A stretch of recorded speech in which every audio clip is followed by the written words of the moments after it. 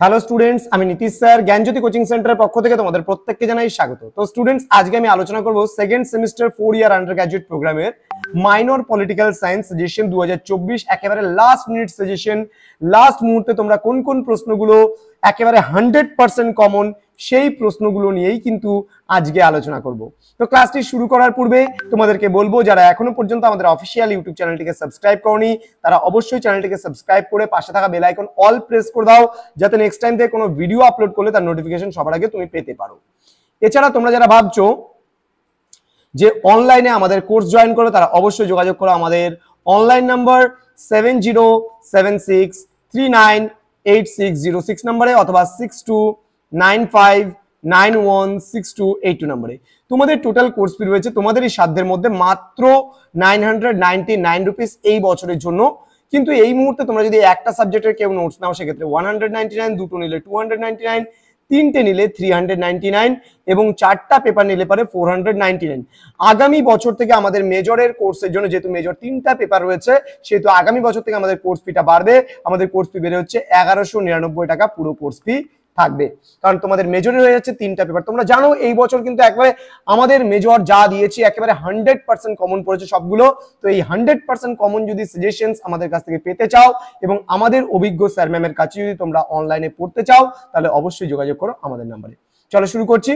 প্রশ্নমান 3-এর জন্য রাজনৈতিক তত্ত্বের সংজ্ঞা দাও। সাম্যের ধারণা, রাষ্ট্রতত্ত্ব কি, সংশোধনমূলক উদারনীতিবাদ, আচরণবাদী দৃষ্টিভঙ্গি, ন্যায়ের উৎস, সাধারণ ইচ্ছা, স্বাধীনতা, ন্যায়ের অর্থ কি, ন্যায়ের বিভিন্ন রূপ, উদারনীতিবাদ বলতে কি বোঝো, জাতীয়তাবাদ কি, বহু সংস্কৃতিবাদ কাকে বলে, রাষ্ট্রের বিলুপ্তি, আদর্শ স্থাপনকারী দৃষ্টিভঙ্গি, রাষ্ট্র ও সমাজের মধ্যে পার্থক্য, সমাজতত্ত্বের বৈশিষ্ট্য লেখো, টিকা লেখো, আচরণবাদ। দেখো এই যে প্রশ্নগুলো তোমরা কিন্তু খুব ভালো করে পড়বে। এখান থেকে দেখো আচরণবাদী দৃষ্টিভঙ্গি, আচরণবাদ একই প্রশ্ন, সুতরাং দুবার দেওয়া হয়েছে, এটা আলাদা আলাদা করে পড়ার দরকার নেই। উত্তর আচরণবাদ তোমাদের না পড়লেও চলবে, বাকি প্রশ্নগুলো কিন্তু এই 14-15টা কোশ্চেন কিন্তু ভালো করে পড়তে হবে। ওকে, নেক্সট আবার 6 নম্বরের জন্য আমি খুব একটা বেশি সাজেশন দিইনি, মাত্র 12টা দিয়েছি, তোমাদের আসবে 6টা, তার মধ্যে লিখতে হবে খুব কম নাম্বারের। ওকে, রাষ্ট্রবিজ্ঞান কাকে বলে, ঐতিহ্যগত দৃষ্টিভঙ্গি ধারণা, ঐতিহাসিক দৃষ্টিভঙ্গি সম্পর্কে আলোচনা করো।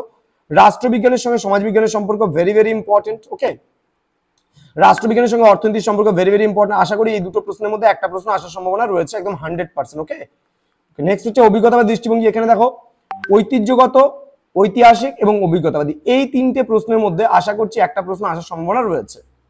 নেক্সট, রাষ্ট্র ও সরকারের মধ্যে পার্থক্য আলোচনা করো। সার্বভৌমিকতা কি, এর বৈশিষ্ট্যগুলো পড়বে। উদারনীতিবাদ ও নয়া উদারনীতিবাদের মধ্যে পার্থক্য, সাম্যের বিভিন্ন রূপ ভেরি ভেরি ইম্পর্টেন্ট। ঠিক আছে, সার্বভৌমিকতাও ইম্পর্টেন্ট, রাষ্ট্র সরকারের মধ্যে পার্থক্য ভেরি ভেরি ইম্পর্টেন্ট। সাম্য বলতে কি বোঝো, স্বাধীনতা সাম্যের মধ্যে সম্পর্ক ভেরি ভেরি ভেরি ইম্পর্টেন্ট এই প্রশ্নটা। ওকে, ন্যায় বলতে কি বোঝো, ন্যায় বিচারের বৈশিষ্ট্য, এগুলো তো 3-এ অলরেডি পড়েই নিয়েছো, আর এখানে এক্সট্রা পড়ার প্রয়োজন নেই। এবার 10 নম্বরের প্রশ্নগুলো তোমাদের কি কি ইম্পর্টেন্ট রয়েছে সেটাই, এমসিকিউ কোনো সাজেশন আমি দেবো না, এমসিকিউ প্রশ্ন কিন্তু তোমাদের আসবে। উদারনীতিবাদ কাকে বলে, উদারনীতিবাদের বৈশিষ্ট্যগুলি আলোচনা করো। দেন রাষ্ট্রবিজ্ঞানের আলোচনায় আচরণবাদী দৃষ্টিভঙ্গি আলোচনা করো। রাষ্ট্রবিজ্ঞানের আলোচনায় উত্তর আচরণবাদী দৃষ্টিভঙ্গি, এই দুটো প্রশ্নের মধ্যে একটা প্রশ্ন আসার সম্ভাবনা কিন্তু প্রবল রয়েছে। এবার রাষ্ট্রবিজ্ঞান ও ইতিহাসের মধ্যে সম্পর্ক এবং রাজনৈতিক তত্ত্ব ও রাজনৈতিক দর্শনের মধ্যে পার্থক্য, এই দুটো প্রশ্নের মধ্যে একটা প্রশ্ন আসার সম্ভাবনা কিন্তু প্রবল। নেক্সট, রাষ্ট্র কি, এর মূল উপাদানগুলি আলোচনা করো, ভেরি ভেরি ইম্পর্টেন্ট প্রশ্ন। রাষ্ট্রের উৎপত্তি সম্পর্কে সামাজিক চুক্তি মতবাদ, রাষ্ট্রের উৎপত্তি সম্পর্কে ঐতিহাসিক মতবাদ, এই দুটো প্রশ্নের মধ্যে একটা প্রশ্ন আসার সম্ভাবনা কিন্তু একেবারে 100% আমি বলতে পারি। নেক্সট হচ্ছে বহু সংস্কৃতিবাদের বৈশিষ্ট্য, এটা 6 এর জন্য পড়ে নেবে। সাম্যতা ভৌতবাদী তত্ত্ব, এটা না পড়লেও চলবে। তো এই ছিল তোমাদের, এটা 3-এর জন্য পড়ে নেবে 3 মার্কস। ওকে, 3 মার্কস। তো এই কটা প্রশ্ন তোমাদের পড়লে পারে তোমরা 100% কমন পাবা স্টুডেন্টস। তো জ্ঞানজ্যোতি কোচিং সেন্টার অফিসিয়াল ইউটিউব চ্যানেলে তোমাদের প্রত্যেককে আরো একবার স্বাগত জানাচ্ছি। তোমরা অবশ্যই আজকের এই ক্লাসটি বন্ধুদের সঙ্গে শেয়ার করো, তোমাদের কলেজ গ্রুপগুলোতে শেয়ার করো, স্ট্যাটাসে দিতে পারো, যেন প্রত্যেকটা স্টুডেন্টের কাছে আমাদের ক্লাসগুলো পৌঁছায়। তাহলেই কিন্তু আমাদের এই কষ্টটা, আমাদের এই পরিশ্রমটা সার্থক হবে এবং তোমাদের জন্য যে আমরা কন্টিনিউ কাজগুলো করছি, এই কাজগুলো আমাদের আরো ভালো লাগবে কাজগুলো করতে। তো তোমরা ভালো করে কমেন্ট করো, তোমরা মেজর সাবজেক্টসগুলো যে সাজেশন দিয়েছিলাম সেটা কত পার্সেন্ট কমন পেয়েছো, কত প্রশ্ন কমন পেয়েছো, কেমন হলো পরীক্ষাগুলো অবশ্যই ভালো করে জানাবে। তোমাদের পরীক্ষার জন্য অল দি বেস্ট প্রত্যেককে। কোনো কোয়ারিজ থাকলে তোমরা অবশ্যই যোগাযোগ করো আমাদের অফিসিয়াল নাম্বার 6295916282 এবং 7076398606 নম্বরে। দেখা হচ্ছে খুব তাড়াতাড়ি পরবর্তী ক্লাস নিয়ে। তোমরা প্রত্যেকেই ভালো থেকো, সুস্থ থেকো। Thank you so much, thanks for watching after all, thank you.